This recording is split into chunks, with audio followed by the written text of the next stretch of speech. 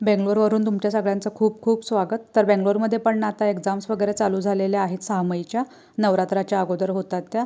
तर आज श्लोकचं ना हिंदीचं एक्झाम आहे, तर हिंदीसाठी तो अभ्यास करत होता. तर हिंदीमध्ये ना त्यांना टोटल हे बघा, हे CBSEचं बोर्डाचं बुक आहे हिंदीचं 2nd स्टँडर्डचं.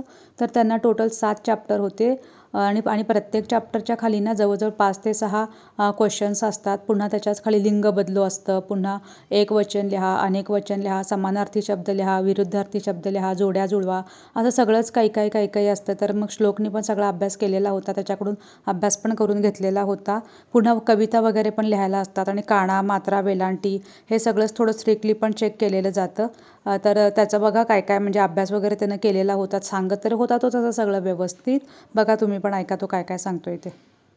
हिंदीचे वर्ड सांग. काय खिसक गए, चल कर, विशेष, खास, अवश्य, जरूरी, परीक्षा, परीक्षा, इम्तिहान, मौका, मौका, अवसर, मुश्किल, कठिन, तड़पना, तड़पना, बेचैन होना, क्षमा, क्षमा माफी, झल्लाकर, ठल्ला कर, खींच कर, पेंदी, पेंदी, पलटन के नीचे वाली तली, सिर्फ, सिर्फ केवल, जादूगर, जादूगर, जो जादू दिखाता वाला,